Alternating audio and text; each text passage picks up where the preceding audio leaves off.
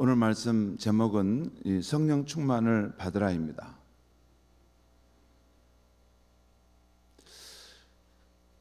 우리가 예수를 구주로 믿고 영접하게 되면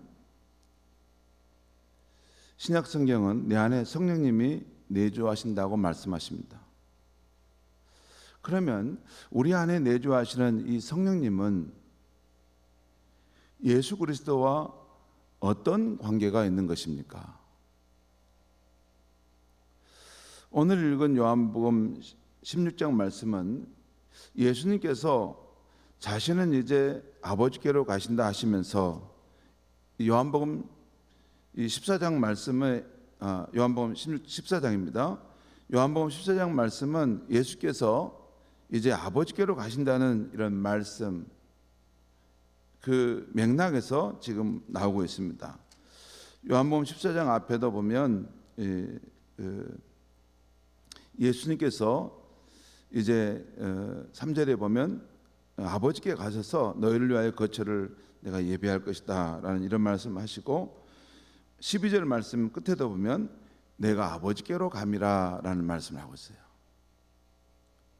지금 요한복음 14장, 15장, 16장 이 부분은 이제 예수님이 십자가의 죽음을 눈앞에 두시고 이 죽음을 넘어서 부활 승천하셔서 아버지께로 돌아가실 것을 생각하시면서 하신 말씀입니다.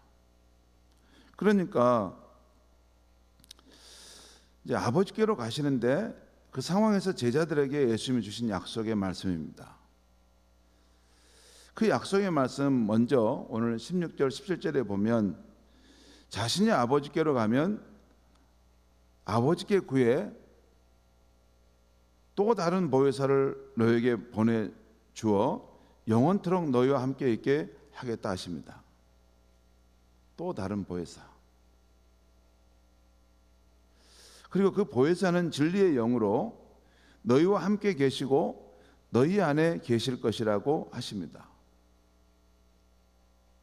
그러면 18절에서는 내가 너희를 고아처럼 버려두지 아니하고 너에게 오리라 라고 말씀하십니다. 아니 아버지께 가신다고 하셨는데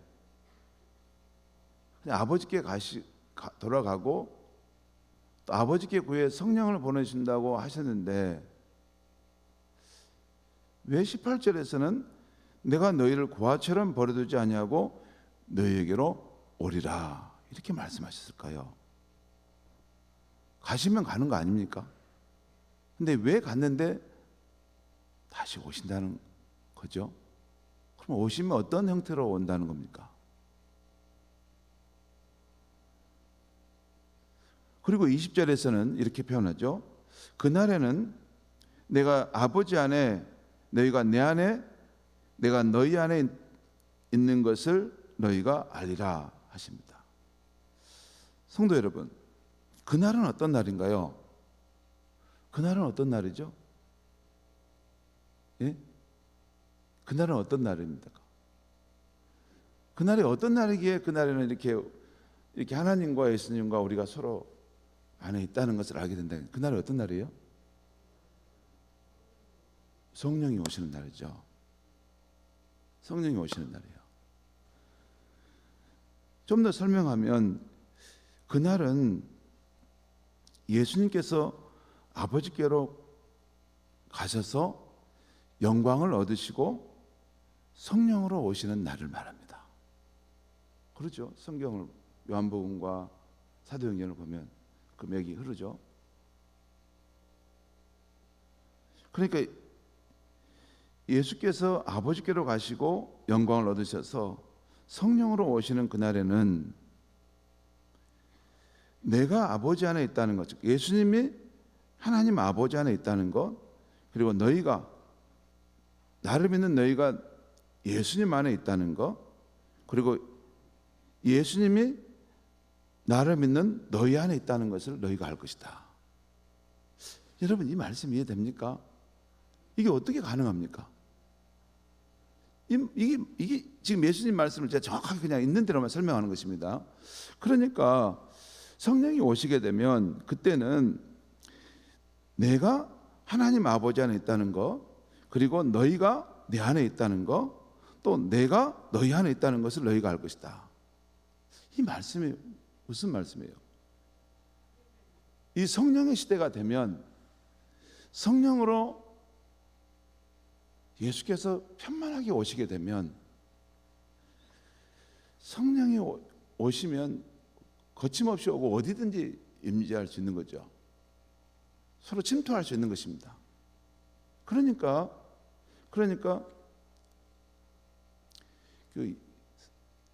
예수께서 성령으로 오시면 우리가 그 성령 안에 이렇게 감싸고 이렇게 들어가 있게 되고, 또한 그 예수님이 성령으로 오신 그분이 우리 안에 들어와 있기도 하고. 여러분 이런 상태 아십니까? 지금 우리가 공간이 여기 지금 있잖아요.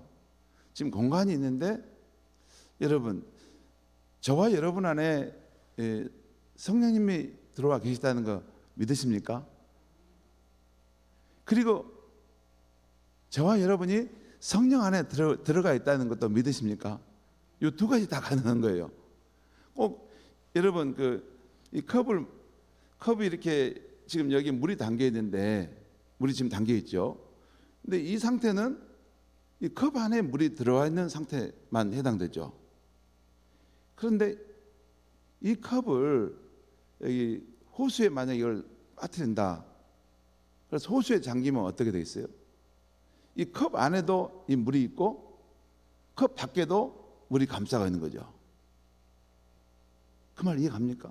지금 상태는 이것은 지금 컵 안에만 물이 있는 거예요. 근데 이것을 호수에 빠뜨리면, 호수 안에 잠기면 이 컵 안에도 물이 있고 컵 밖에도 물이 있는 거예요. 무슨 말씀이냐면, 예수님께서 영광을 받으시고 그 성령의 시대가 되고 성령이 우리 가운데 오게 되면 신자들의 마음에도 성령님이 들어와 계시지만, 이 성령의 그 어떤 이 영역 속에서 신자의 삶도 살고 있다는 거예요. 지금 그러니까 우리가 지금 하나님께 지금 예배드리고 있는데, 지금 우리가 예배드리는 우리 각자의 마음 속에서도 거룩한 성령이 침투에 들어 역사하고 계시지만, 이 공간 전체에도 성령님이 충만히 임하셔서 우리가 성령 안에서 지금 예배할 수도 있다는 것입니다. 여러분, 이게 기독교의 진리입니다. 그러니까 성령님이 내 안에 오셔 계신다 할 때 어떤 분은 성령을 굉장히 작은 분들만 생각해요. 내 마음속에 이렇게 작은 곳에 와 있어서 그분 작은 분이래? 아니에요. 마치 이 컵이 이게 호수에 잠기면 이 컵 안에도 물이 있고 컵 밖에도 온통 물로 덮여 있는 것처럼, 성령의 시대가 되면 그 신자의 마음속에도 성령이 계시지만 그가 살아가는 삶의 영역 가운데 성령께서 이렇게 그를 둘러싸시고 계시는 상황 속에 놓인다는 것입니다. 이것이 깨달아지면 성령 안에서 기도한다는 것이 어떤 의미인지를 알 수 있어요. 성령 안에서 기도한다는 것은 이 사면을 감싸서 나를 이렇게 나를 포위하시 나와 함께 하시는 그 성령 안에서 기도한다는 거예요. 내 안에서 계시고 내 밖에서도 계시는, 이것이 기독교 진리입니다.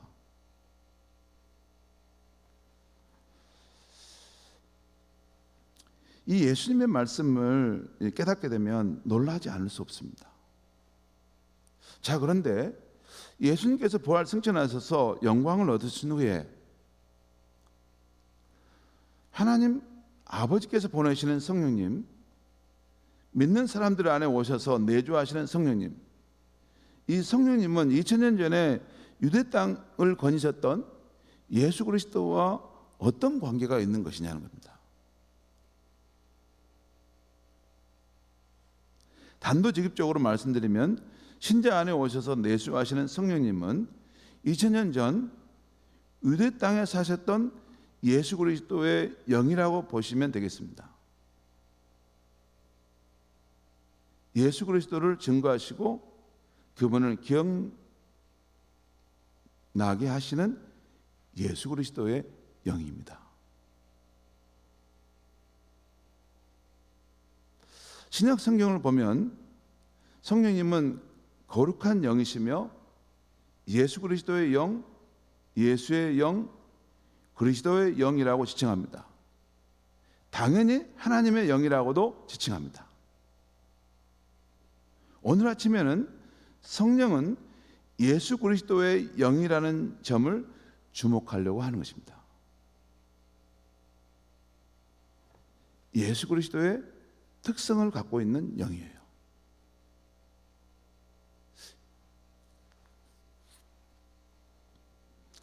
갈라디아서는 바울 사도가 갈라디아 교인들을 향해서 너희가 왜 처음 믿을 때 받은 성령을 따라 살지 않고 율법 아래서 살려 하느냐, 그들을 일깨우는 그런 말씀입니다. 이게 중심 주제입니다.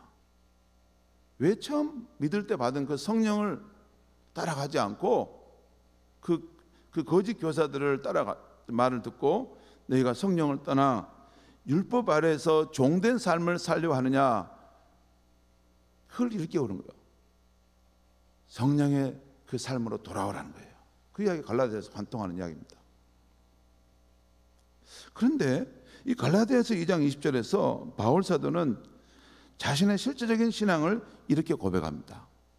갈라디아서 2장 20절 말씀 우리 한번 찾아볼까요? 한번 보겠습니다. 갈라디아서 2장 20절 말씀.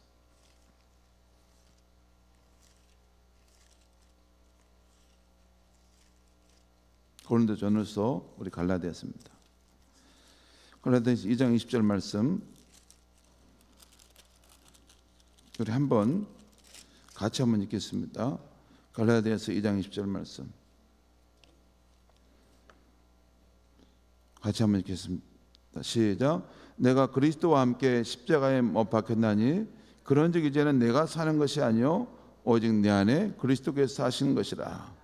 이제 내가 육체 가운데 사는 것은 나를 사랑하사 나를 위하여 자기 자신을 버리신 하나님의 아들을 믿는 믿음 안에서 사는 것이니라. 이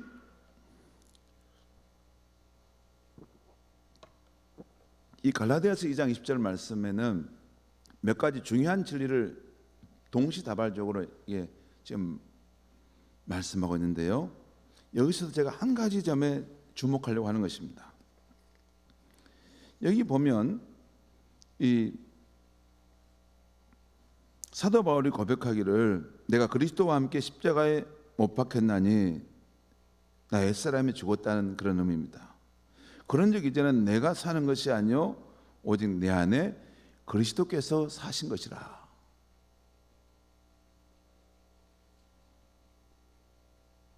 여러분, 사도 바울은 어떻게 오늘 이 갈라디아서 2장 20절 말씀에서 내 안에 예수 그리스도께서 사신다고 말씀하고 있는 것입니까? 사도 바울 안에 육체로 오신 그 예수님이 들어와 사신다는 그 말입니까? 이게 사도 바울의 이 말이 이게 지금 비유적인 말입니까? 아닙니다. 이게 실제입니다. 실제 일어나는 거예요. 자기 실제 경험, 자기 삶을 이렇게 변화시켜가는 동력이, 힘이 어디서 나오는가, 지금 이걸 말씀하고 있는 거예요. 그러니까 이것은 무슨 비유적인 표현으로 이렇게 그런 게 아닙니다. 어떻게 사도 바울은 이 갈라디아서 2장 20절 전반절에서 오직 내 안에 그리스도께서 사신 것이다 이렇게 말씀하고 있는 것입니까?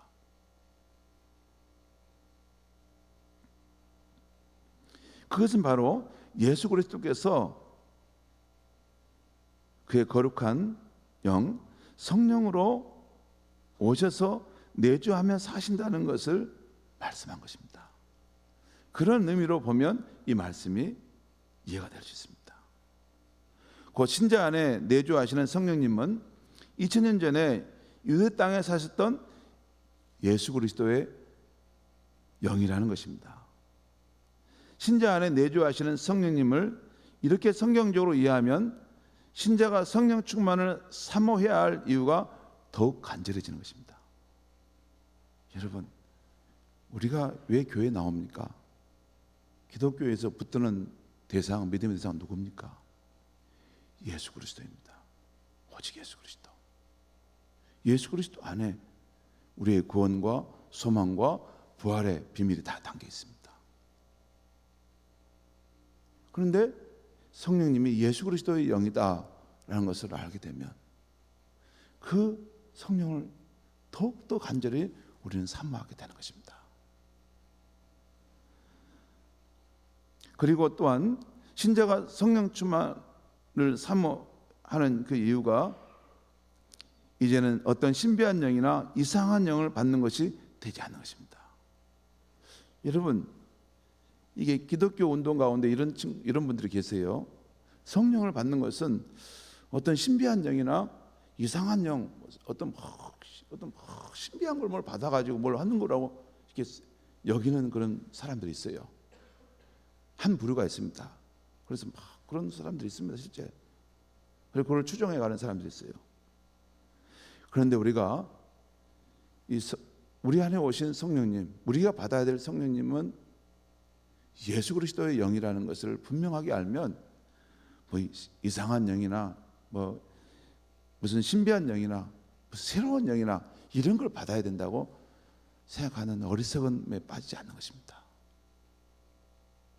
저는 이 성령 사역을 하는 교회에서 이렇게 그 경험을 왔기 때문에 이 성령을 받는다 해가지고 귀신의 영을 받아가지고 활동하는 사람도 제가 봤어요. 그래서 저한테 김 목사, 자네가 좀 가서 그걸 어떻게 해야 되겠네.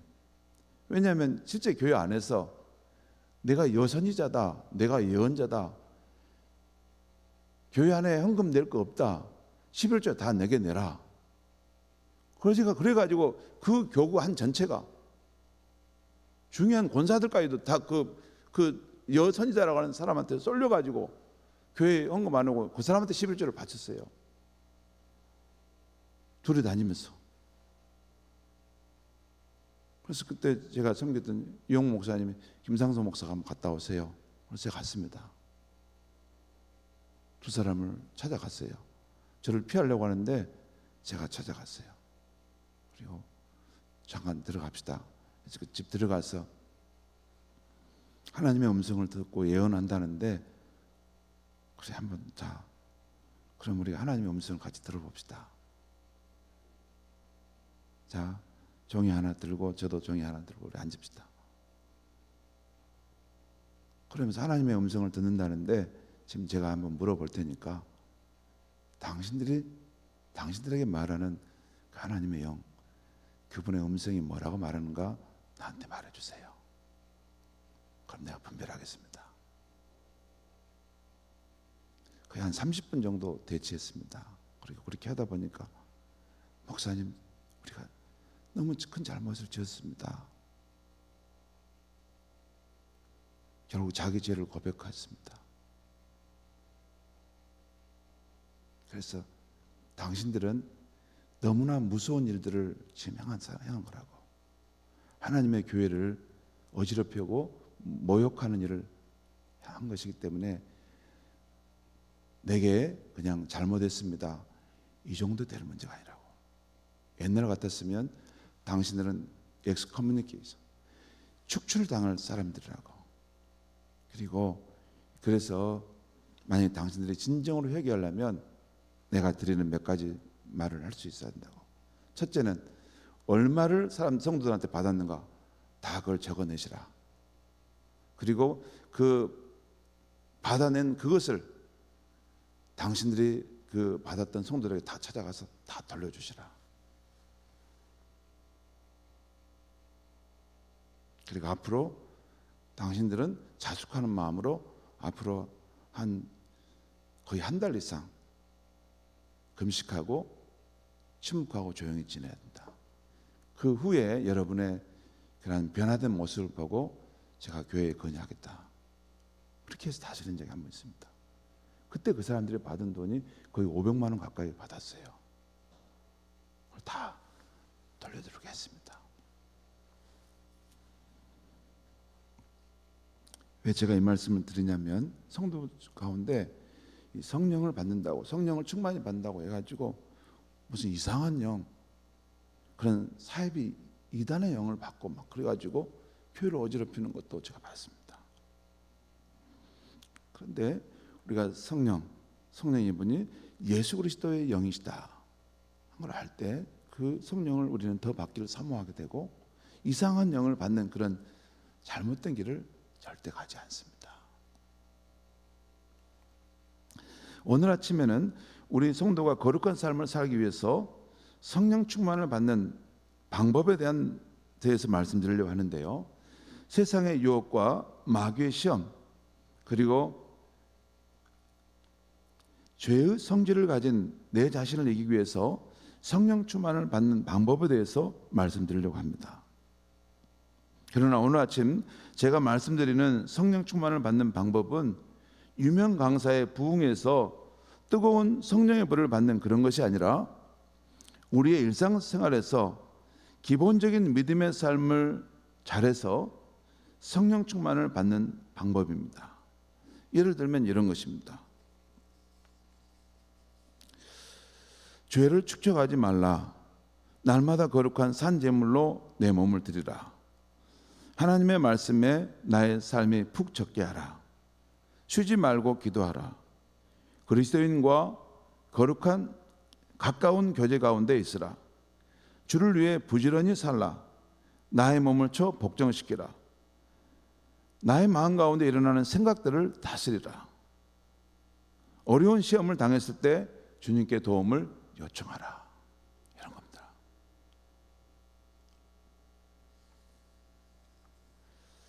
첫 번째, 죄를 축적하지 말라는 죄를 깨달았을 때 하나님과 사람 앞에 늘 고백하며 살라는 것입니다. 두 번째, 날마다 거룩한 산제물로 나의 몸을 드리라는 것은 로마서 12장 1절에 나온 기독교인의 삶대로 우리의 몸을 하나님이 기뻐하시는 산제물로 늘 드리는 것입니다. 이것은 우리가 주를 믿을 때 맨 처음 우리의 삶 전체를 주께 드릴 것이지만 동시에 날마다 내가 다시 결단하고 나를 산 제사로 주께 드리는 것입니다. 매 순간, 중요한 순간.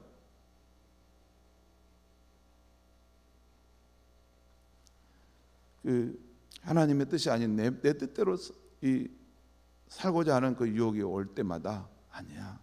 나는 구원받은 백성으로 이제는 하나님 기뻐하시는 산 제물로 드려진 삶이지. 그래. 이번에도 하나님의 뜻을 따라 내가 가야 되겠다. 그래서 그때마다 또 실천하고 하면서 그의 삶 전체가 일생이 하나님이 기뻐하시는 산 제물로 드려지는 것이 되는 것입니다. 처음 한번 믿을 때 내가 하나님 기뻐하는 산 제물로 드립니다. 우리 결단하잖아요. 임직 받을 때도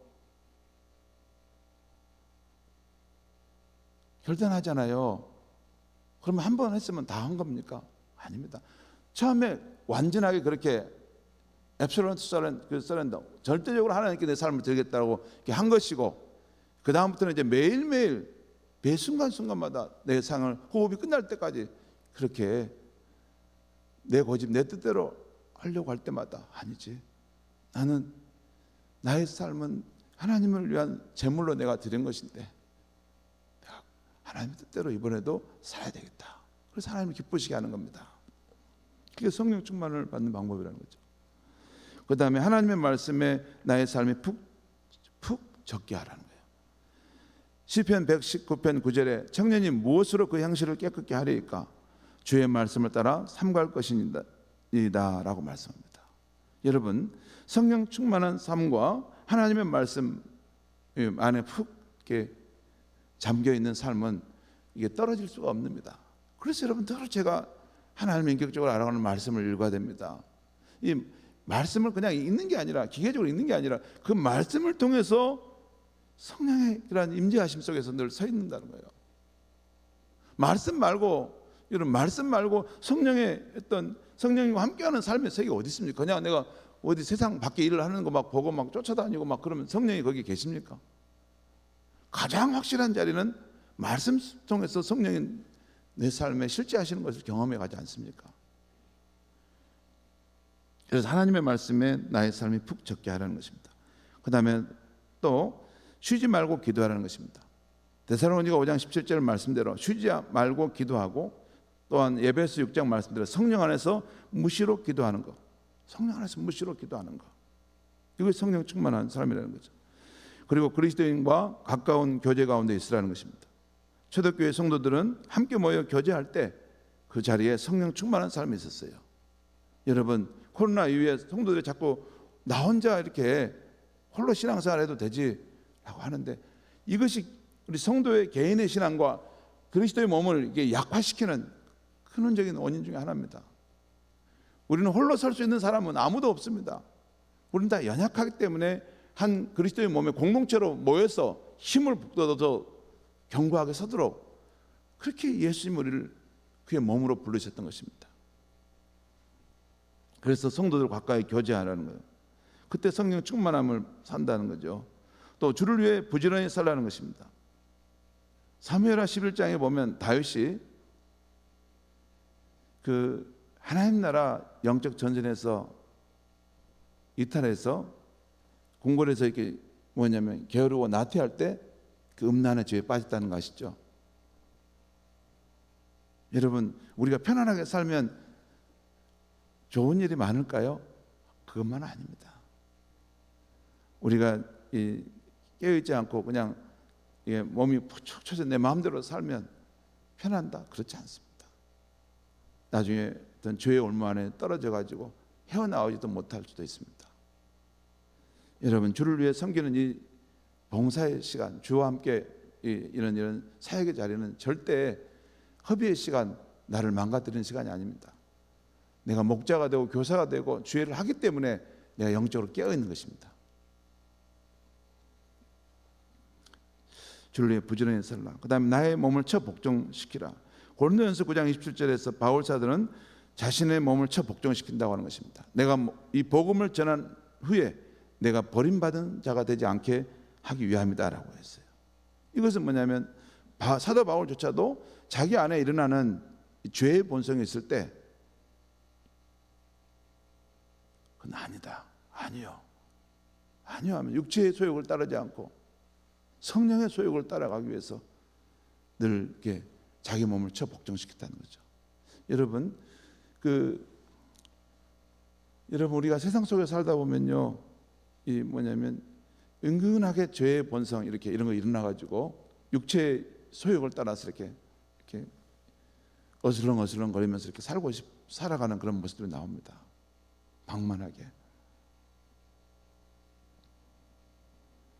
그렇게 육체의 소욕을 따르다가 이렇게 주님과의 친밀함도 잃어버리고 또 성령 충만함의 그런 모습도 잃어버리면 예수 믿는 삶이 냉랭하고 아무 맛도 없고, 전에는 내가 정말 주와 함께 연합돼서 참 그 믿음 생활에 너무 기뻤고 마음에 정말 평안이 있었는데 지금은 나 혼자 이렇게 믿음 생활한 것 같습니다. 육체의 소욕을 따르려고 하는 그런 것이 있을 때 여러분, 그것을 도가 넘지 않도록 자기를 잘 다스리는 것이 중요합니다. 또 하나는 내 마음 가운데 일어나는 생각들을 다스리라는 것입니다. 마귀가 우리 삶을 하나님께 멀어지게 할 때 우리의 마음속에 일어나는 생각들을 부정적이고 악한 생각들을 늘 잡고, 그러니까 우리가 사람들의 말을 들을 때 이 믿음의 말, 생명의 언어, 이 긍정적인 말을 하는 사람하고 함께 있어야 됩니다. 그렇지 않으면 여러분, 우리 존재가 대단하지 않습니다. 내 주변 환경이, 공간이 사람을 지배한다고 하잖아요. 공간이. 그처럼 내 주변에 있는 사람들이 나를 지배해요. 그분들의 함부로 하는 농담, 하나님의 이름을 가볍게 여기는 마음, 주의 종을 함부로 험담하는 그런 태도, 이게 그대로 전수됩니다. 나도 오염시키고 우리의 자녀도 오염시킵니다. 제가 이 말씀은 드릴 수 있어요. 주의 종을 함부로 험담하는 그런 일을 하면 어떤 일이 발생하냐면 가정 안에서 그런 일이 하게 되잖아요. 그러면 자녀들이 안 보는 것 같아도 다 듣습니다. 다 들어요. 그걸 그대로 배웁니다. 혹시라도 주의 종을 불평하더라도 애들 앞에서는 하면 안 됩니다. 애들이 답하고 배우거든요. 그 신앙에 좋은 영향이 안 됩니다. 우리의 생각을 항상 다스리라는 거죠. 믿음의 생각, 긍정적인 생각으로. 그 다음에 어려운 시험을 당할 때 주님께 도움을 요청하는 거. 당연하죠. 우리가 혼란을 당할 때 내 힘으로 알 수 없어서 주님께 도움을 요청하는 거. 그런 삶의 태도가 성령 충만의 삶이라는 것이죠. 여러분도 그렇겠지만 저도 성령 충만한 삶이 어떤 삶일까 젊은 시절부터 많은 관심이 있었습니다. 그런데 주님께서 제가 이것을 실전적으로 경험하게 하는 과정을 겪게 하시면서 저의 체험 생각을 점차 바꾸어 주셨습니다. 처음에는 성령 체험이란 특별하고 놀라운 체험, 그리고 뜨거운 체험을 하는 것이라고 생각했습니다. 실제 그런 경험도 했고, 제가 방언을 체험했고, 또 축사사역과 치유사역들도 제가 담대하게 하는 이유가 실제 그것을 경험했어요. 그리고 아픈 사람이 오면 제가 기도를 해줬어요. 제가 훈련받았던 그 교회는 주일 예배 드리고 가다가 목사님 제 몸이 아픈데 기도해 주세요. 그럼 그 자리에 서서 기도해 줬어요. 예수님의 이름으로. 그리고 그 교회는 누가 이게 영적으로 문제가 있다 그러면 가서 축사 사역했던 교회입니다. 그런 교회였어요. 그래서 저는 그때 성령 체험이란 특별하고 놀라운 체험을 받는 것이다, 이런 생각을 제가 그때 가졌어요. 그런데 지금은 특별한 체험, 불같은 체험보다는 일상적인 삶을 통해서 지속적으로 성령님과 동행하는 체험을 하게 하신다는 것입니다. 그리고 불같은 뜨거운 감정보다는 차분히 성령의 일하심을 보면서 따르게 하신다는 것입니다. 여러분, 불같은 성령이 임하는 것이 틀리다는 게 아닙니다. 그런 역사의 영역이 있습니다. 불같은 성령, 이 놀라운 성령의 초자연적인 역사하심이 우리 삶에 임합니다. 이게 양쪽 면을 제가 성도님들 보면 보여요. 그런 초자연적인 성령 역사를 못 보신 분들은 그냥 자기가 이성적으로 합리적으로 생각하는 정도만 이렇게 성령을 생각하고 따라가요. 근데 반대로 초자연적인 성령의 역사를 체험하는 것으로 해서 이 기독교의 길을 들어오신 분들은 이 성령의 역사는 늘 초자연적인 역사만 이렇게 막 이게 불받고 막 이런 데 있다는 거, 이렇게 와서 막 거기에 쏠려 다니는 걸 제가 봐요.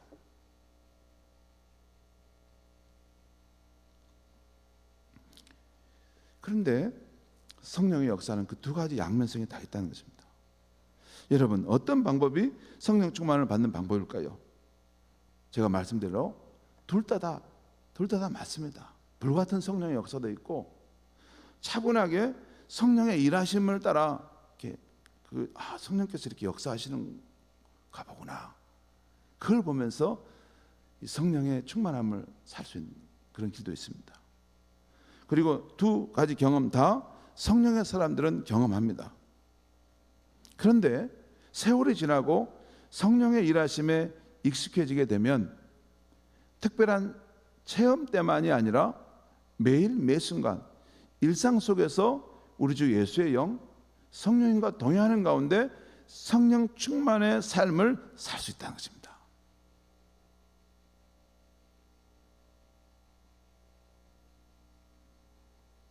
제가 시간이 없어서 이 성경의 이야기들을 내가 다 끌어서 말씀 못 드리는데, 이 성경 안에는 불같은 성령의 이 체험도 있고 또한 일상의 삶 속에서 성령의 일하심을 보면서 성령과 동행하는 삶의 모습도 있습니다.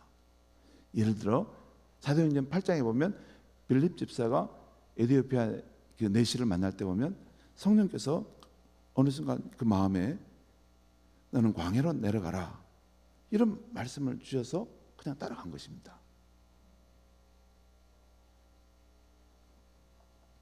여러분,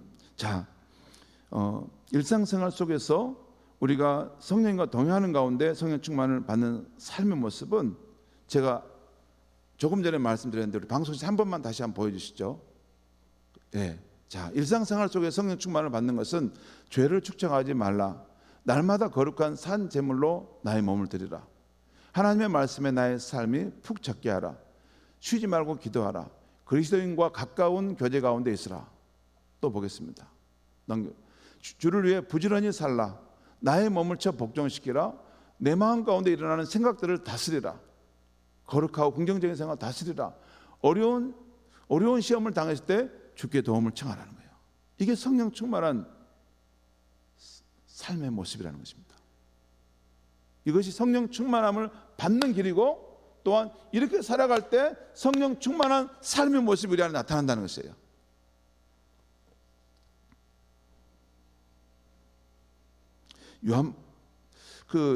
열왕기상 19장에 보면 호렙산의 한 동굴에서 엘리야가 하나님의 역사를 체험하는 상황이 나오죠. 그런데 그 경험은 특별한 것이 아니었습니다. 바위를 부수는 크고 강한 바람으로도 하나님의 역사는 하나님의 음성은 오지 않았어요. 지진으로도 강력한 불로도 오는 것이 아니었습니다. 오히려 엘리야가 경험한 하나님의 역사는 세미한 음성 속에서 그에게 찾아온 것이었습니다. 곧 일상 속에서 우리의 존재를 일깨우시는 세미한 음성으로 찾아온다는 것이에요. 여러분, 성령의 음성은 이게 뭐냐면 오늘은 이쪽 A 슈퍼마켓 가지 말고 저 B 슈퍼마켓 가서 사라. 오늘은 저기 가서 전부터 옆에 있는 누구를 만나라. 이게 성령의 음성이 아닙니다. 제가 성령의 음성을 들었다는 사람들도 가서 만나보니까 그렇게 말을 해요. 오늘 하루 물건 사는 것도, 오늘 어디가 누굴 만나는 것도 다 성령께서 말씀해 주신다는 거예요. 그것도 사이비단 어디서 받아가지고 와가지고 성령께서 주시는 음성은 우리의 존재 자체를 일깨웁니다. 우리의 존재 자체를 화들짝 깨웁니다. 그렇지, 맞아. 내가 왜 이렇게 살았지? 그렇게 가면 안 되는데? 그것을 일깨우는 그 내적 음성이에요. 성도 여러분, 오늘도 우리 각자 가정이나 일터에서 중요한 일이 있을 것입니다. 또한 살다 보면 순간순간 중요한 상황 가운데 처하게 될 것입니다. 그래서 우리가 성령 충만의 삶을 산다는 것은 매일 순간순간 성령님을 의식하며 살다가 이런 중요한 상황을 만날 때 세미하게 말씀하시는 성령의 지혜, 성령님의 지혜, 성령님의 인도, 성령님의 위로와 격려, 성령님의 확신의 말씀을 듣고 그에 따라 행하는 것이 성령 충만한 삶인 것입니다.